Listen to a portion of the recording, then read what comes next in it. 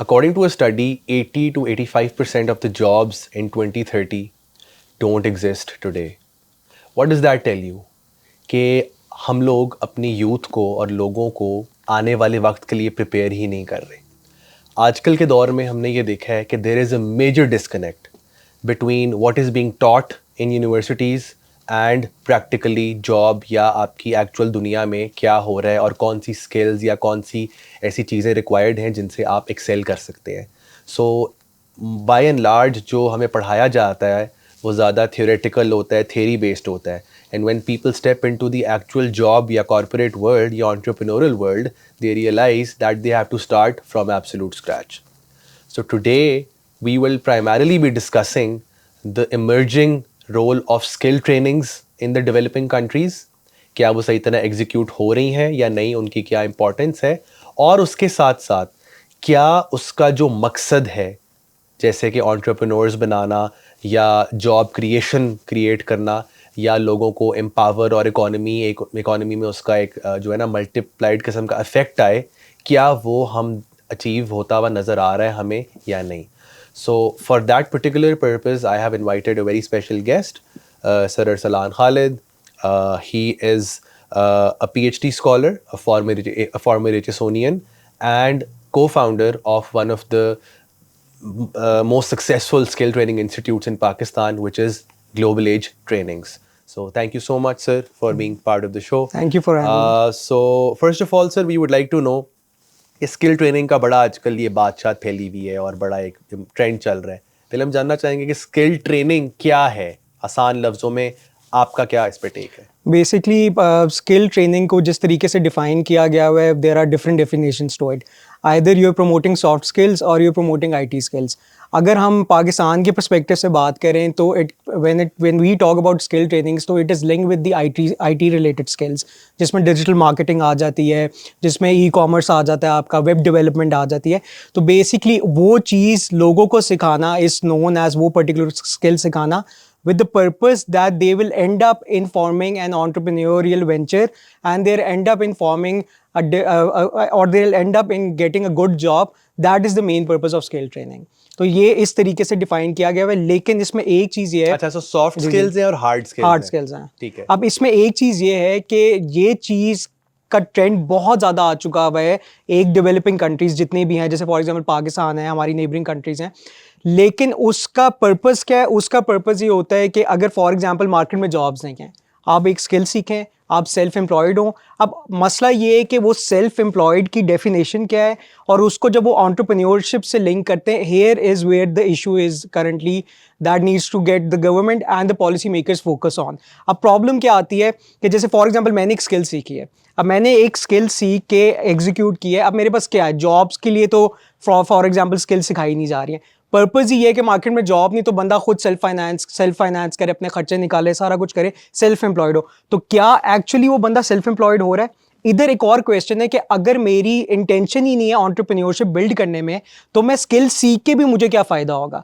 तो basically the biggest problem is that even though government is promoting skill trainings and private institutes are promoting skill trainings at a very large scale, but unfortunately they fail to address a simple question, that is whether the entrepreneurial intentions are built within the students during the course, before the course, or they don't exist in the first place. तो ये सबसे बड़ा challenge होता है, जिसकी वजह से even though bombardment of skill training institutes market में आके कोर्सेज बेच रहे हैं, लेकिन वो एक्चुअली जो चीज़ जो कोर ऑब्जेक्टिव था to self finance, to become self employed, वो चीज़ उस तरीके से एग्जीक्यूट नहीं हो रही है. सही. सो एंटरप्रेन्योर का वर्ड आपने यूज़ किया, व्हिच मींस के मकसद है लोगों को स्किल सिखा के सेल्फ इक्विप और सेल्फ सफिशिएंट बनाना, कि वो अपना ना सिर्फ जॉब या अपनी स्किल को यूटिलाइज करके कोई सर्विस दें, बल्कि एंटरप्रेन्योर या एक पोटेंशियल बिजनेस मैन बने जो लोगों को एम्प्लॉय करे, so that it has a ripple effect.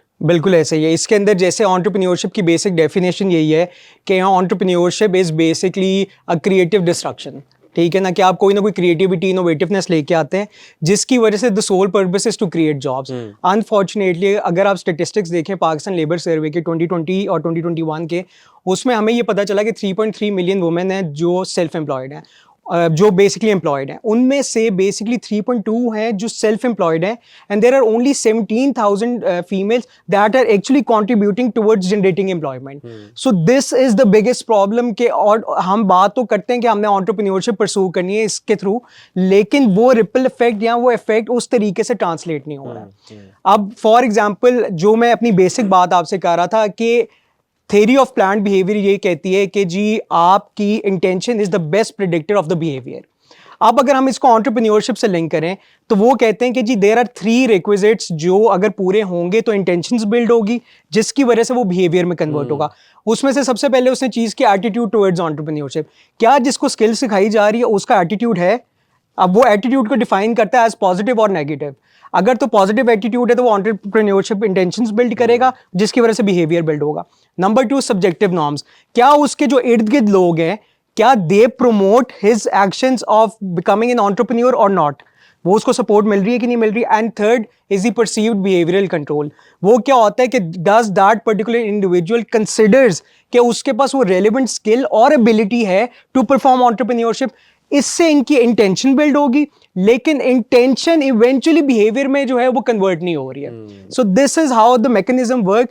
Basically एक जो इसका साइकिल है वो इंटेंशंस तक तो चला जाता है, लेकिन फर्दर ट्रांसलेट इनटू बिहेवियर नहीं हो रहा है, जिसकी वजह से सबसे बड़ा मसला हमें ये आ रहा है कि डिपेंडेंसी लोगों की ज्यादा बढ़ती जा रही है. क्या वजह है ये ट्रांसलेट नहीं हो पा रही? अभी पाकिस्तान में भी गवर्नमेंट ने कामयाब नौजवान programme, a lot of funding is being injected into skill training institutes. दुनिया में बाकी ट्रेंड भी देखा जा रहा है, but it is not achieving the true purpose.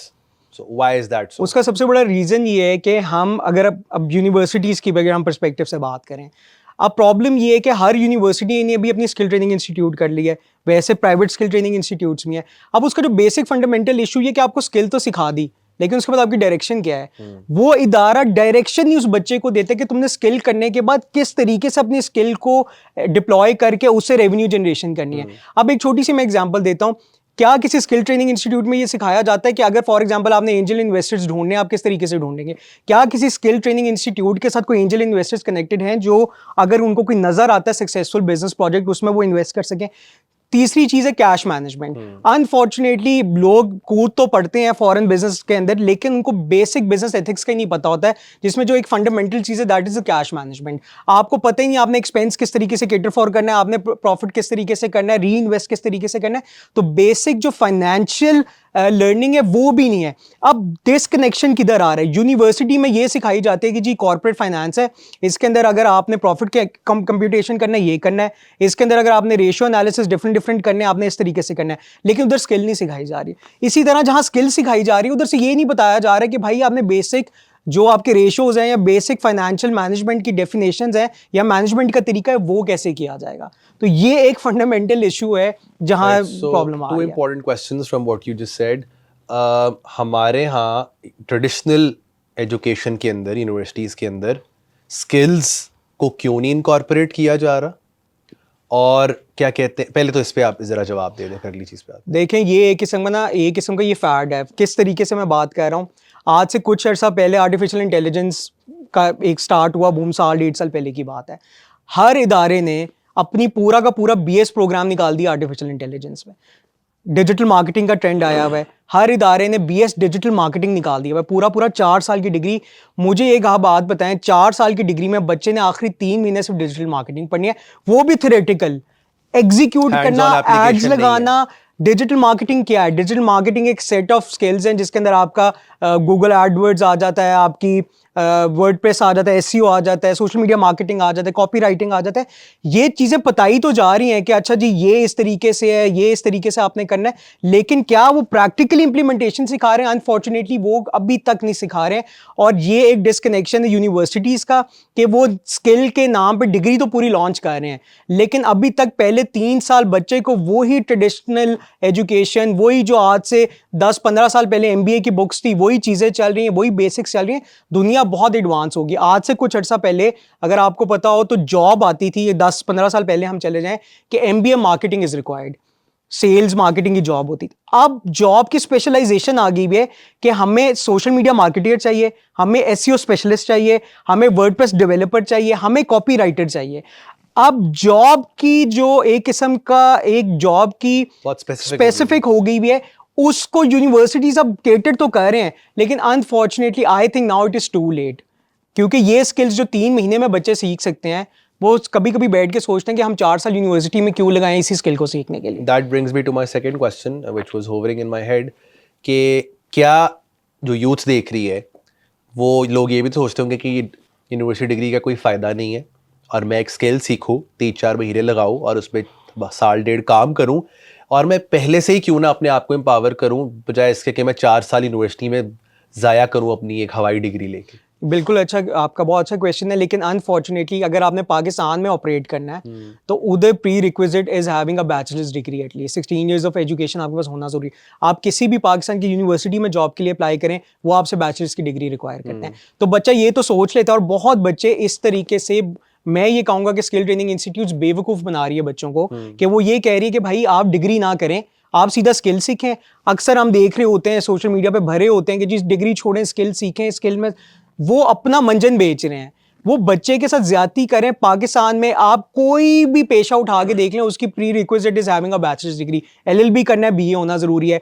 आपने कोई यूनिवर्सिटी में जॉब करनी है, बैचलर्स डिग्री रिक्वायरमेंट है आपकी। आपने बाहर इमिग्रेशन के लिए अप्लाई करना है तो you need to have 16 years of education. तो जब हर जगह एजुकेशन इज अ मस्ट, तो बच्चे को ये जो झांसा दिया जा रहा है कि आप स्किल सीखें, डिग्री ना करें, इसी वजह से मैं हमेशा कहता हूं कि भाई डिग्री करें, लेकिन डिग्री के साथ स्किल सीखें, ताकि आपको पाकिस्तान की मार्केट में भी फायदा हो, और अगर आपने if you want to move abroad तो आपको उधर भी फायदा हो। सो एक there is this certain set of, आपने certain years of education complete करने हैं ताकि आप एक सर्टेन लेवल पे पहुंच जाए, और उसके साथ साथ अपनी स्किल्स भी आप लोग सीखें। बिल्कुल, it is not an either और या म्यूचुअली एक्सक्लूसिव चीज बिल्कुल, नहीं है। बिल्कुल, आप दोनों साथ साथ लेके चले ताकि आप हर एंगल से अपने आप को बिल्कुल सिक्योर ऐसे कर ही है, सके। बिल्कुल ऐसे ही सो मूविंग ऑन, मैं ये जानना चाहूंगा कि we're living in 2025 now, अभी ये नया साल चढ़ा है, तो आने वाले 5-10 सालों में कुछ स्किल्स ऐसी हैं जो मेरा ख्याल है हर बंदे को ज़रूरी है सीखना और थोड़ा बहुत समझना, ताकि वो सरवाइव कर सके। बिल्कुल ऐसे ही है, अगर आज भी वो मैनुअल रिकॉर्डिंग और उस पर चलता रहेगा तो मेरा ख्याल है वो ऑब्सोलीट हो जाएगा। बिल्कुल कंटेंट ऐसे ही है, राइटर्स ऑब्सोलीट हो गए हैं, इवन कोडर्स एग्जैक्टली, ऑब्सोलीट होते जा रहे हैं exactly, after deep seek, deep chat chat GPT, GPT, AI के बाद a lot of jobs are now useless। बिल्कुल ठीक ऐसे है, है। the machine can do a better job for you। So what are the skills जो अभी से ही हमें सीखनी है ताकि हम सरवाइव कर सकें? ये तो एक जेनेरिक सेट ऑफ स्किल्स होगा, और फिर मैं आपसे ये जानना चाहूंगा कि उसके अलावा जो एक स्पेशल स्किल मैंने सीखनी है कि यार जिसमें मैंने ऑल इन जाना है, कि जी मैंने एक एसईओ एक्सपर्ट बनना है, मैंने एक मेटा मैनेजर बनना है, या मैंने जी XYZ जो भी आपके दिमाग में, लेट्स से मैंने पाइथन सीखना है। सो वुड यू इसके अंदर सबसे पहले talk ये about चीज़ है कि जो बेसिक रिक्वायरमेंट है जो अब सबको आनी चाहिए ना, दैट इज़ द एक्सेप्टेबिलिटी। अपने अंदर एक्सेप्टेबिलिटी लेके आए कि यूजिंग चैट जीपीटी या डीप सीक या जितने भी बाकी चैट बॉट्स हैं AI related, that is not illegal, that is not unethical. सबसे बड़ा इशू ये आता है कि जो चैट जीपीटी यूज कर रहा होता है ना, उसके माइंड में अभी तक एक वो बात है कि शायद जो मैं काम करूं दैट इज अनएथिकल। मैं आपको एक छोटी सी एग्जांपल देता हूं। I did my MPhil back in 2018-20। उसके अंदर there was no chat GPT at that time। तो मैंने एक एक रिसर्च की जो चीज लिखनी होती थी ना, मैंने खुद लिखनी होती थी। अब आप 5000 का सॉफ्टवेयर लें चैट जीपीटी का, उसको कमांड दें, वो आपको पूरा का पूरा एक आर्टिकल लिख के दे देगा जिसको आप पैराफ्रेज करके, ताकि एआई डिटेक्शन आपकी रिमूव हो जाए और आप पूरा आर्टिकल पब्लिश कर सकें।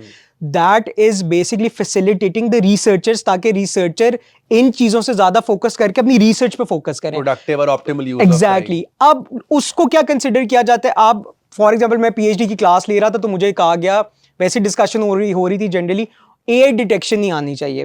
तो बेसिकली उनमें से एक दो प्रोफेसर्स ने कहा, कहते हैं यार चैट जीपीटी से ना डेटा उठाया करो, वो एआई डिटेक्शन आ जाती, सारा कुछ आ जाता है।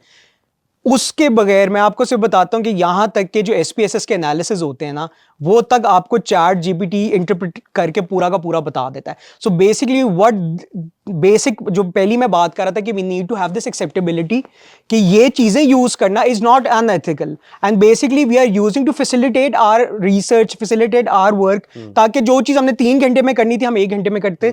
I remember when I started social media marketing, मैं 2-2 घंटे, एक आधा घंटा लगा के एक कैप्शन एक पोस्ट का देखते थे हम।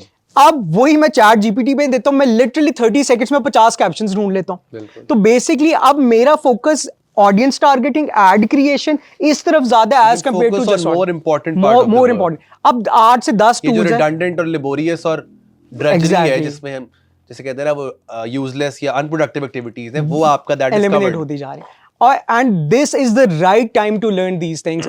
आपको अब जैसे फॉर एग्जांपल मैं उस दिन बैठा हुआ था तो मैंने भी एक नया टूल एक्सप्लोर किया, videogen.ai। अब मुझे पता है कि मैं एक वीडियोग्राफर रखता हूँ, एक वीडियोग्राफर रख के मुझे उसको 60-70 हज़ार सैलरी भी देनी है, उसको मैंने कैमरा भी अलग लेके देना है, मैंने उसको कंटेंट भी खुद प्रोवाइड करना है। यही कंटेंट मैं वो सॉफ्टवेयर में डाल दो, 5 मिनट में मुझे पूरी की पूरी वीडियो बनाते हैं विद वॉइस ओवर। तो basically this is what is changing. यानी वो जो आप 100 टाइम्स कम कॉस्ट, 100 टाइम्स कम कॉस्ट, यानी it took me only 5,000 rupees, जिसके अंदर उनने बस एक लिमिटेशन रखी हुई कि आपने 4,000 वर्ड से कम जो है ना वीडियो Text बनानी है, देना है। टेक्स्ट देना है। उसके अकॉर्डिंगली एक एक चीज में सेट करके उसको मैं एग्जीक्यूट कर रहा होता हूँ। तो बेसिकली सबसे बड़ा ये है कि प्रोडक्टिविटी इंक्रीज हो रही है, एफिशिएंसी इंक्रीज हो रही है, और जो आप टाइम यूजलेस एक्टिविटीज और उस चीज में वेस्ट करते थे वो आपका किल हो रहा है। तो एक तो ये हो गया कि जो बेसिक टूल्स हैं आपने वो सीखने हैं, सारे जो एआई रिलेटेड टूल्स हैं। ठीक है। अब जो जहां तक They're आपने not difficult. I think they are very easy, user friendly. you just have to give couple of commands to get a grip on कि किस तरीके से आपने उसे जनरेट करना है। अच्छा, दूसरी चीज आपने कहा कि कौन सी स्किल्स हैं जो आगे मैं एक स्पेशलाइज किस में स्पेशलाइज, करूं? मुझे कैसे पता है मैंने कौन सी स्किल के बिल्कुल। अंदर अब करना है? इसके अंदर 2-3 चीजें देखिए। For example if you are learning artificial intelligence and machine learning, ये आजकल बड़ी in demand, ethical hacking is very in. लेकिन इन चीजों को where you need to sell these things, obviously you need to have a backup of digital marketing as well. तो एक तो स्किल होगी कि डिजिटल मार्केटिंग तो है, ये तो एक सारी जिंदगी स्किल चलती। हालांकि लोग कहते नहीं सोशल मीडिया मार्केटिंग पुरानी होगी, ये हो गए, लेकिन in order to market yourself you still need to have digital knowledge so you can market yourself effectively और अपने क्लाइंट्स तक अपना मैसेज पहुंचाएं। नंबर 2 ये है कि आप मशीन लर्निंग सीख लें, आर्टिफिशियल इंटेलिजेंस सीख लें, ये इन चीज़ों का दौर है। अभी मैं उस दिन पढ़ रहा था माइक्रोसॉफ्ट ने नेक्स्ट ईयर तक आए कि हमने अपना 40% लेबर उड़ा देना है। इस वजह से, क्योंकि ऑब्वियसली सारी चीज़ें अब वो हम अक्सर देखते हैं, कोडेक की बात करते हैं कि वो जो कैमरा के साथ उन्होंने स्टार्ट किया, कैसे वो चेंज हो के वही चीज़ मोबाइल फ़ोन में आ गई, उन्होंने अपने आप को इनोवेट नहीं किया and it resulted in their failure, और वो मेच्योरिटी से सीधा डिक्लाइन में आया बजाय दोबारा वो अपने आप को ग्रोथ की तरफ लेके जाते हैं। तो ये कुछ चीज़ें, ये कुछ पर्टिकुलर स्किल्स हैं जिसमें डिजिटल मार्केटिंग में तो सारा कुछ आ जाता है, एसईओ भी आ जाता है। वर्डप्रेस 60 to 70% वेबसाइट्स दुनिया की वर्डप्रेस पे बन रही होती हैं।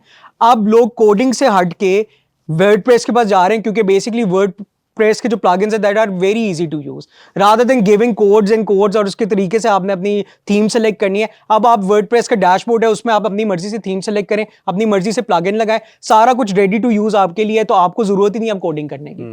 तो अब ये चीजें हैं कि ये चीजें अब लोग रियलाइज करें, और वही आपके बट के आहिस्ता आहिस्ता डेवलपर्स भी अगर अपने आप को उस तरीके से क्योंकि डेवलपर का भी एक मसला है कि वो वर्डप्रेस वालों को कुछ भी नहीं समझते हैं, जो ऑब्वियसली कोडिंग वाले लोग हैं, जो HTML CSS पे करते हैं, वो कहते हैं भाई ये PHP वाले जो है ना, ये हमें नहीं इनकी समझ आती है। क्यों? क्योंकि PHP वाले एक आपको सीधा, जैसे वर्डप्रेस की सारी बैकग्राउंड इज ऑन PHP, तो वो सीधा आपको एक एडमिन पैनल देते हैं जिसके ऊपर आप सारी की सारी अपनी वेबसाइट जनरेट करें। Everybody is a designer with Canva, exactly. But a designer who is working on Photoshop or Illustrator, he does not consider posts created on Canva. तो similarly WordPress का भी है, और बाकी जो कोडिंग वाले HTML CSS पे जो बना रहे हैं उनका भी ये इशू है।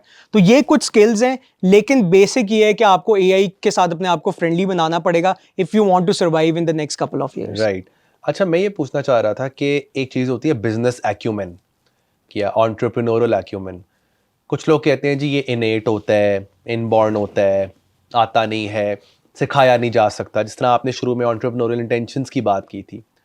सो जो लोग देख रहे हैं और जो मैसेज इनको दे रहे हैं, क्या हम एंटरप्रेन्योरल थिंकिंग और एंटरप्रेन्योरल एक्यूमेन लोगों में इनकलकेट कर सकते हैं थ्रू स्किल लर्निंग या स्किल ट्रेनिंग, या फिर ये चीज़ इनहेरिट होती है या इनबॉर्न होती है या ये बायोलॉजिकली डिटर्मिन्ड होती है कि मैंने एक बिजनेस, मेरा माइंडसेट है या नहीं?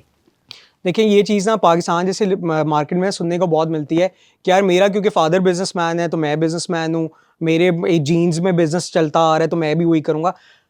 रिसर्च ये कहती है, पिछले 20 से 25 साल के अगर मैं जितने भी मैंने रिसर्च आर्टिकल्स पढ़े हैं, उनमें कहते हैं कि entrepreneurship is a trait that is not within yourself, it can be created on later on through entrepreneurial education. अगर आपकी यूनिवर्सिटी आपको एंटरप्रेन्योरशिप के ऊपर एजुकेशन दे रही है तो you can still have entrepreneurial intentions build with in you which will result in entrepreneurial behaviour.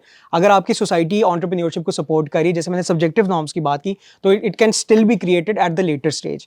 अगर आपको लगता है कि यार मेरे पास रेलेवेंट रिसोर्सेज और स्किल्स हैं to pursue an entrepreneurship, then you can also build entrepreneurial intentions which will result in behaviour. तो ये जो लोग बात करते हैं कि नहीं ये आपके अंदर शुरू से पैदाइशी आपके अंदर ये एक स्किल होती है जो आप लेटर ऑन जाके यूज करते हो, नहीं, रिसर्च इसको टोटली कहती है कि भाई entrepreneurship is something that you can learn later on. और मजे की बात आपको बताऊं कि majority of entrepreneurship research is done on university students, क्योंकि रिसर्च ये प्रूव कर रही है कि जो यूनिवर्सिटी स्टूडेंट्स हैं they are much more prone towards going towards entrepreneurship rather than छोटे मेट्रिकुलेशन लेवल के बच्चे या कोई पीएचडी लेवल के स्टूडेंट्स। तो वो कहते हैं कि भाई जो यूनिवर्सिटी स्टूडेंट्स स्पेसिफिकली जो बैचलर्स और मास्टर्स एमबीए के स्टूडेंट्स हैं they have the potential to pursue entrepreneurship. इस वजह से सारी की सारी, चाहे डेवलपिंग कंट्रीज हो चाहे डेवलप्ड कंट्रीज हो, सारी रिसर्च यूनिवर्सिटी स्टूडेंट्स पे होती है when it comes to entrepreneurship. अच्छा, मुझे ये बताएं कि अगर मैं एज अ यूथ या as somebody who wants to acquire a skill देख रहा हूँ, तो मुझे इस जर्नी में ट्रेडिशनल मेरा पाथवे है कि जी मैं वही ग्रेजुएट करूँ, कहीं जॉब लूँ, धक्के खाऊँ और एक बस राइट्स ऑफ पैसेज फॉलो करता रहूँ, इवेंचुअली आई गेट देयर। दूसरा है कि I acquire a skill and alongside my university degree और साथ साथ में आगे चलूँ। तो इस पर्टिकुलर पाथवे में जो एक बहुत इमर्जिंग अब वो है और बड़ा अपीलिंग लगता है, but still a lot of people are very skeptical and averse to the idea of pursuing their own ventures या entrepreneurial thinking instill करना या एक skill सीख के वो कहते हैं हम पता नहीं, हाँ यार दोस्त कर रहा है, लेकिन still they kind of settle for the mainstream path। तो एक hesitation की क्या वजह है इसमें और challenges क्या उनको आपके ख्याल में लगते हैं या आएंगे अगर वो ये परस्यू करते हैं पाथ? सबसे बड़ा इशू ये आता है कि अभी उसकी आपकी रैंकिंग देख रहा था, उसमें Pakistan is rank 145th when it comes to entrepreneurship. और ये रैंकिंग इस चीज़ को बिल्कुल निगेट कर रही है कि जो बेसिकली फैसिलिटीज गवर्नमेंट प्रोवाइड कर रही है, जैसे स्किल सिखा रही है, अब उनका पर्पस है to create entrepreneurial ventures which will result in creation of jobs, जिसकी वजह से आपका कल को जीडीपी भी बेहतर होगा और इकोनॉमी भी फ्लरिश करेगी और गवर्नमेंट के ऊपर और प्राइवेट फर्म्स के ऊपर भी बोझ कम पड़ेगा क्योंकि न्यू वेंचर फॉर्मेशन हो रही है। अनफॉर्चुनेटली प्रॉब्लम ये आ रही है कि इन सब चीज़ों के बावजूद गवर्नमेंट उस तरीके से फैसिलिटेट ही नहीं कर रही है। मैंने आपको कहा ना कि एक जगह जिधर आके लोग फंस गए हैं कि इंटेंशन तो बिल्ड हो गई है, अब आप जिस मर्जी से रिसर्च कर लें, जिस मर्जी को ये पूछें क्या तुम अपना बिजनेस स्टार्ट करना चाहते हो, वो कहेगा मैं करना चाहता हूँ, लेकिन क्या वो एक्चुअली स्टार्ट करता है? नहीं करता है। उसकी रीजन क्या है कि वो जो इंटेंशन टू बिहेवियर कन्वर्जन है ना, उधर मसले आ रहे हैं। अब उनमें मसले क्या आ रहे हैं? Not everyone know how to contact an angel investor so he can provide you with seed funding. किसी को भी नहीं पता होता है। किसी को ये नहीं पता है कि गवर्नमेंट के कौन कौन से ऐसे प्रोजेक्ट्स अभी लॉन्च हुए हैं जिसके थ्रू वो लोन दे रहे हैं to start their new business ventures. किसी को भी नहीं पता चल रहा है। खासतौर पर अगर मैं फीमेल्स की, वुमेन की बात करूं कि obviously they are having a 51% population, और उनके बारे में ये कहा गया हुआ था, करण दास की रिपोर्ट थी कि अगर वो स्किल ट्रेनिंग या एंटरप्रेन्योरियल वेंचर्स की फॉर्मेशन के अंदर दे कम एट पार विद मेन, तो पाकिस्तान की ग्रोथ 60% एक्सपेक्टेड होगी बाय द एंड ऑफ 2025। ये करण दास की रिपोर्ट है। लेकिन क्या उस तरीके से फीमेल्स को सपोर्ट किया जा रहा है? मैंने जितने रिसर्च आर्टिकल्स पढ़े हैं उसमें से एक चीज मैंने देखी है कि भाई as compare to men, financial institutes only provide 10% of funding to female women entrepreneurs.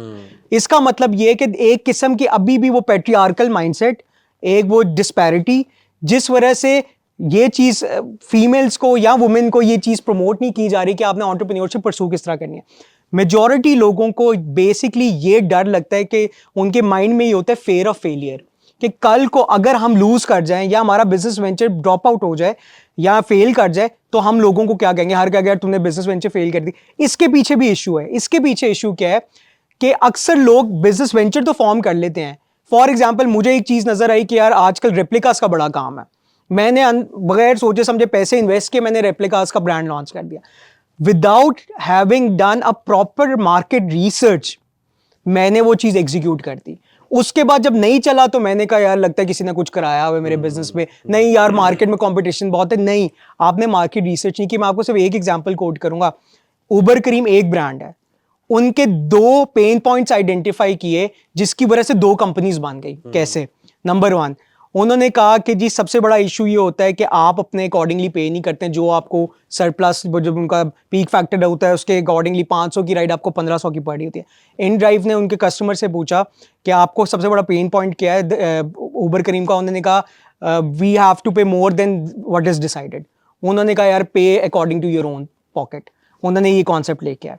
Django, जब आपका पीक फैक्टर लगता है और आप पार्किंग में या आपकी रश में ट्रैफिक में आप फंसे हुए हो और आपको आधा घंटा वेट करना पड़ रहा होता है, आपको उसका चार्ज पड़ रहा होता है उबर कहीं पे, Django फिक्स रेट के ऊपर ले आया। अब देखिए कंपनी एक थी, 2 पेन पॉइंट्स आइडेंटिफाई किए, 2 अलग अलग कंपनीज बन गई उसको Django और InDrive के नाम पे। सिमिलरली दराज का एक एग्जांपल अगर हम लेते हैं तो दराज का क्या कस्टमर ने पेन पॉइंट मार्केट रिसर्च की जिससे उसने पेन पॉइंट आइडेंटिफाई किया, we don't get what is delivered, simple सी बात है।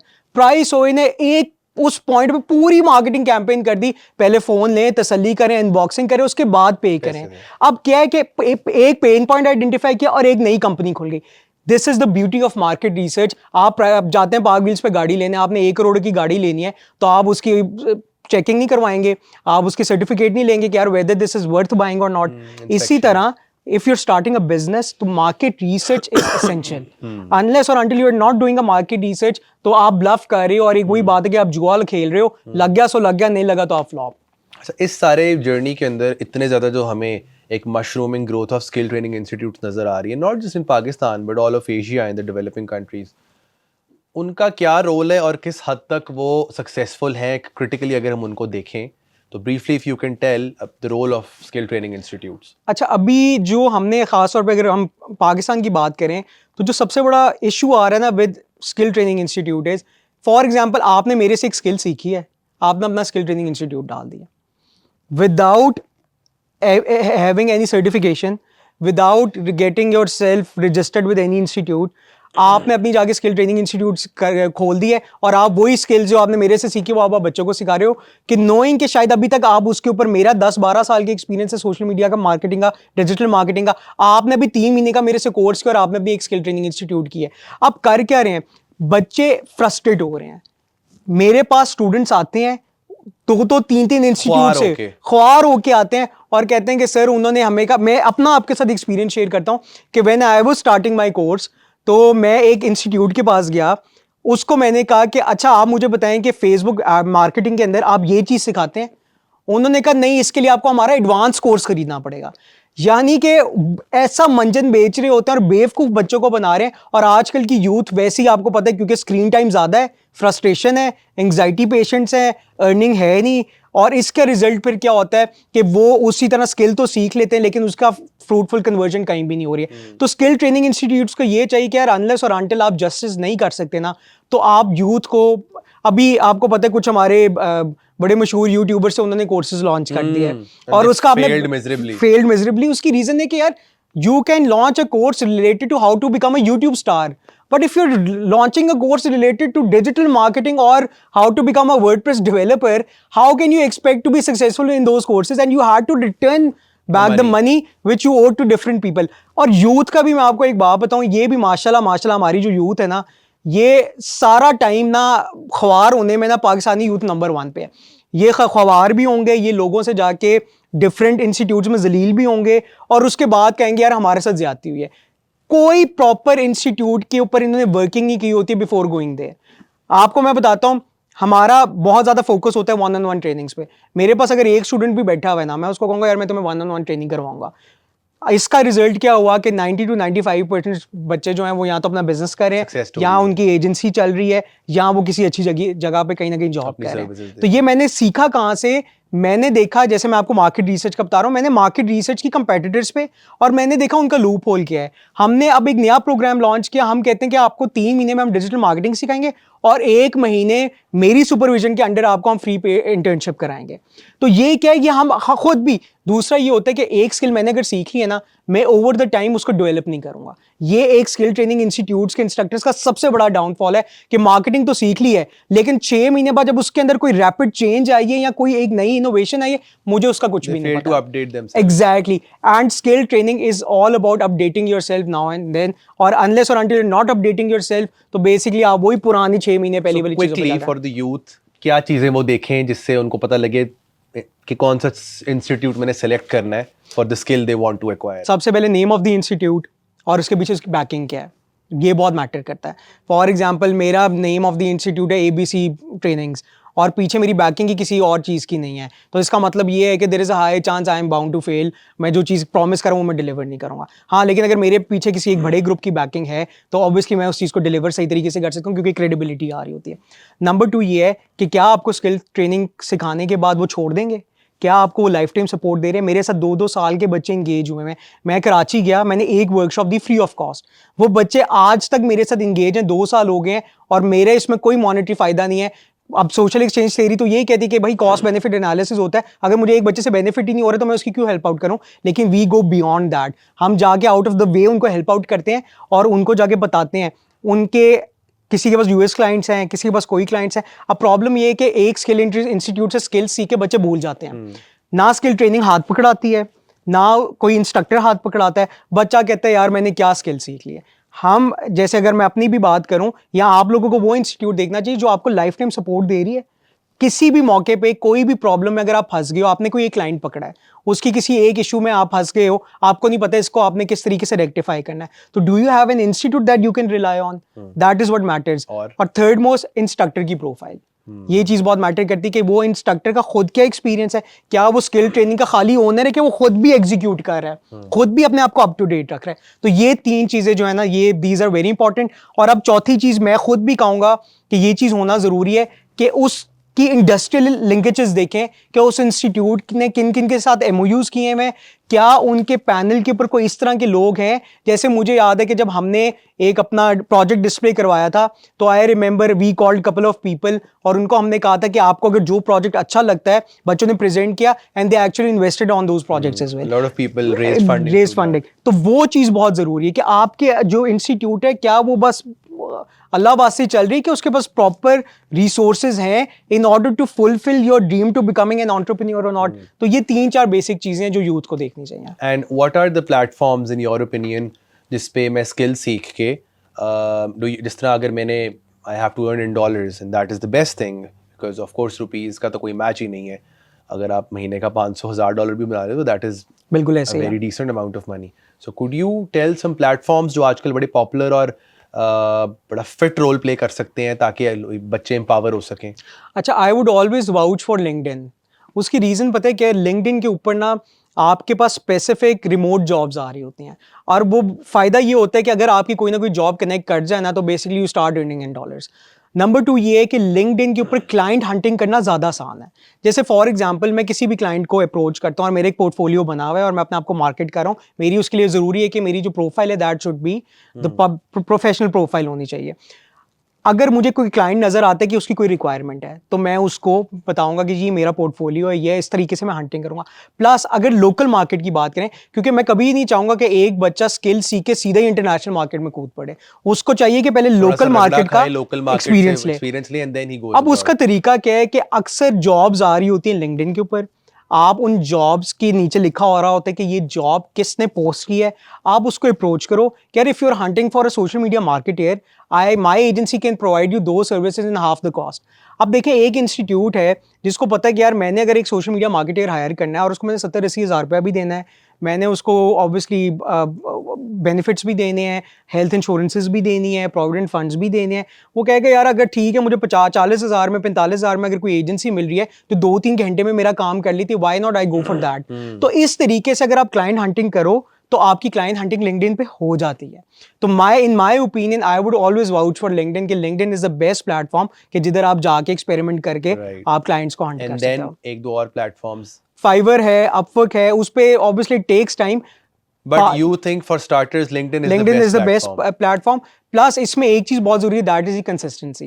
अगर आप कंसिस्टेंटली काम नहीं करेंगे, कंसिस्टेंटली एफर्ट नहीं करेंगे, मैं कहता हूं पहला क्लाइंट आपको फ्री मिले, आप फ्री उसका काम करें. आप पैसे ना कमाएं, अपने आप को एक्सपीरियंस करें, अपनी प्रोफाइल बिल्ड करें, अपना पोर्टफोलियो बनाएं, उसके बाद फिर गो फॉर बिग क्लाइंट्स.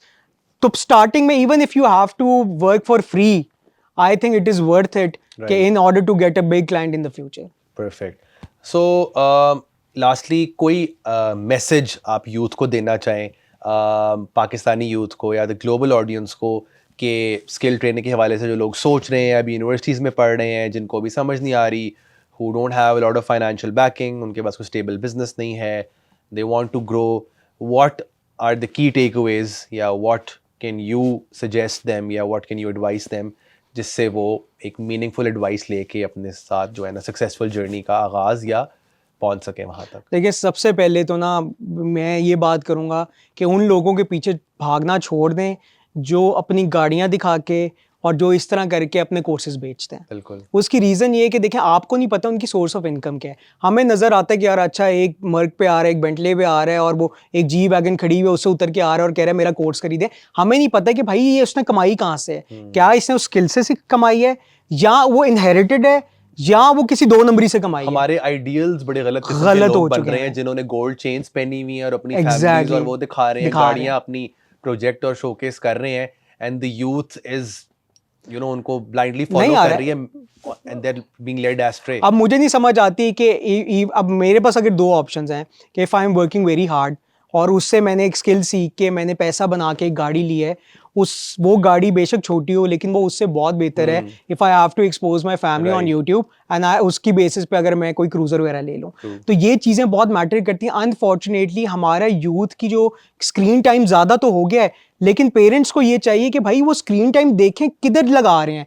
क्या ये यूट्यूबर्स के ऊपर लगा रहे हैं, क्या किसी एजुकेशनिस्ट को फॉलो करें. अनफॉर्चुनेटली हम उस चीज़ से बाहर आ गए हैं.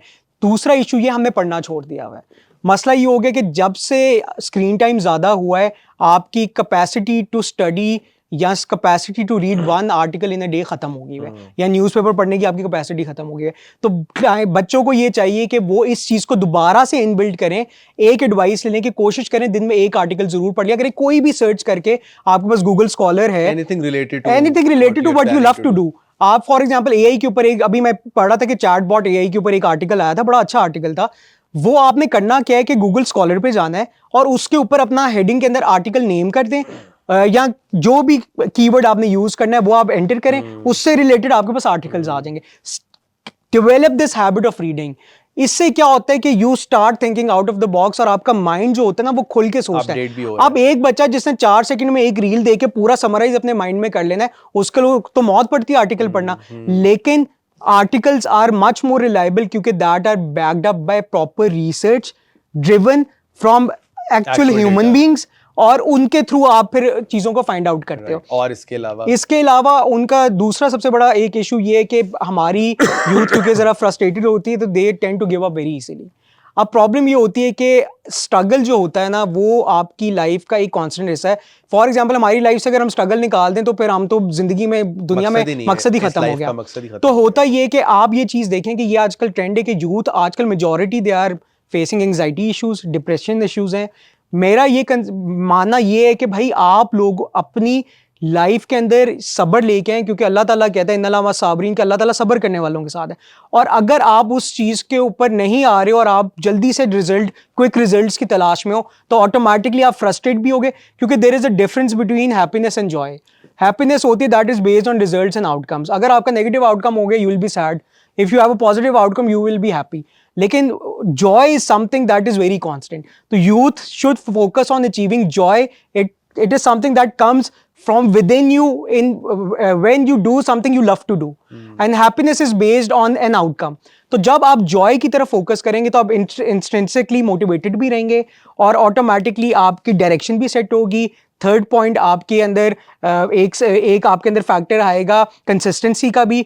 उसके बाद आपका फ़ायदा आएगा इनोवेट करेंगे आप. और even if you fail, Netflix का मैं पढ़ रहा था, कहता है कि जो उनका सीईओ वो कह रहा था कि आई समटाइम्स हम वो चीजें करते हैं जिसमें हमें पता है कि हमने फेल होना है। उसकी रीजन ये है कि कहते हैं जब हम फेल होते हैं we learn from it, we innovate और हम एक बेहतर प्रोडक्ट निकाल लेते हैं। तो ये चीजें यूथ को फोकस करना चाहिए instead of focusing on YouTubers, and they need to really think what they're following, should that be considered their role models in life, or they need new people in their life.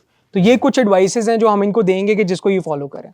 Thank you so much for such an insightful and intellectual conversation. बड़ी अच्छी आपने insights share की हैं और I hope ये काफ़ी beneficial रहेंगी youth के लिए और जो लोग देख रहे हैं। It will eventually translate into what we intend to do, like instilling entrepreneurial spirit, and कल को लोग अपनी सर्विसेज भी दें, अपनी जर्नीज भी शुरू करें। Everybody wants to start their business, everybody wants to be an entrepreneur, but despite acquiring skills and doing everything, लोग वहाँ तक नहीं पहुँच सकते। So it is high time we realize, we work on ourselves, हम लोग थोड़ा सा अंदर झांक के देखें कहाँ पे हम लोग लैग कर रहे हैं और अच्छे स्किल ट्रेनिंग इंस्टीट्यूट्स क्या रोल प्ले कर सकते हैं, अच्छे लोग क्या रोल प्ले कर सकते हैं, सही लोगों को अपना आइडियल बनाएं और कंटेंट जो आप लोग कंज्यूम कर रहे हैं वो बड़ा इंपॉर्टेंट और क्रिटिकल रोल प्ले करता है आपकी पूरी जर्नी के अंदर। So these are few things to consider. I hope this will be extremely instrumental for you in your lives and your journey. So all the best, and I will see you guys in the next one. Thank you. Allah Hafiz.